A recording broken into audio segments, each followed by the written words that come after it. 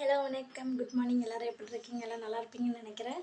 இன்றைக்கி வந்து வியாழக்கிழமை காலையில் நம்ம வீட்டில் என்ன சமையல்னு பார்க்கலாம் வாங்க. இப்போ தான் நம்ம சேனலை ஃபஸ்ட் டைம் பார்க்குறீங்கன்னா சப்ஸ்கிரைபர் பண்ணி வச்சுக்கோங்க. வீடியோ பிடிச்சிருந்தாலும் லைக் பண்ணி கமெண்ட் பண்ணுங்கள். வாங்க வீடியோக்குள்ள போகலாம். என்ன சாப்பாடுனா நேற்று செஞ்சது போக சேனக்கிழங்கு பாதி எடுத்து வச்சுருந்தோம். அதை தான் இன்றைக்கி வந்து பொரியல் மாதிரி பண்ணிக்கலாம் அப்படின்னு சொல்லிவிட்டு அது கொஞ்சம் சுடுதண்ணியில் போட்டு வச்சுட்டு இந்த சைடு சாப்பாடு வச்சுட்டேன். புளி சாப்பாட்டுக்கு புளியும் ஊற வச்சாச்சு.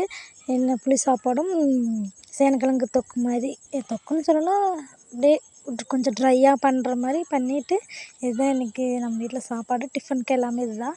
கொஞ்சம் வெறும் சாப்பாடு வச்சாச்சு. இப்போ தான் நம்ம சேனலை ஃபஸ்ட் டைம் பார்க்குறீங்கன்னா சப்ஸ்கிரைப் பண்ணி வச்சுக்கோங்க. வீடியோ பிடிச்சிருந்தால் லைக் பண்ணி கமெண்ட் பண்ணுங்கள். அதுக்கப்புறம் கொஞ்சம் மதியமெல்லாம் எடுக்கல வீடியோ. அதுக்கப்புறம் இன்றைக்கி நைட் டின்னர் வந்து என்னென்னு பார்த்திங்கன்னா அரிசி பருப்பு சாதம் தான்.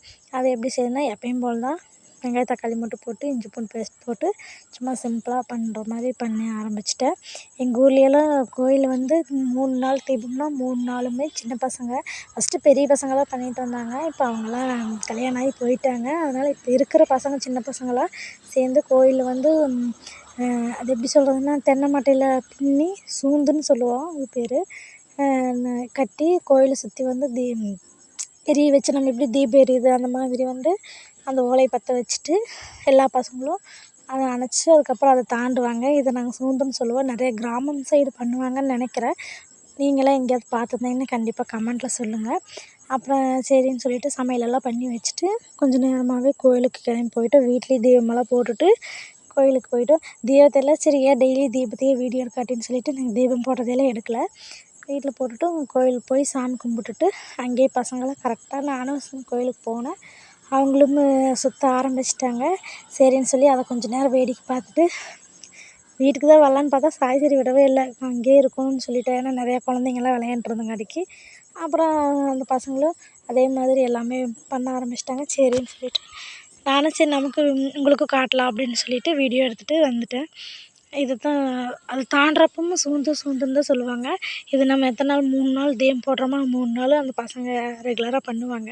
நேற்று பண்ணினாங்க. நேற்று நான் வீடியோ எடுக்கலை. வீட்டிலையே கொஞ்சம் ஒர்க் அதிகமாக இருந்தங்காட்டிக்கு பாருங்கள். உண்மையிலேயே குழந்தை பருவம் தான் ரொம்ப ஜாலியான பருவம். நம்ம எல்லாம் பெரியவங்களாகிட்டோம். அதனால் நம்ம எந்த என்ஜாய்மெண்ட்டும் பண்ண முடியல. நம்ம எந்த அளவுக்கு உண்மையிலேயே நம்ம குழந்தைகள அந்தளவுக்கு ஹாப்பியாக வச்சுக்கணுன்னு நான் நினைப்பேன். பாருங்கள் எவ்வளோ ஒரு ஜாலியாக இருக்காங்கன்னு. இதுதான் இன்றைக்கான வீடியோ. இப்போ தான் நம்ம சேனலை ஃபஸ்ட் டைமாக பார்க்குறீங்கன்னா சப்ஸ்கிரைபர் பண்ணி வச்சுக்கோங்க. வீடியோ பிடிச்சிருந்தால் லைக் பண்ணி கமெண்ட் பண்ணுங்கள்.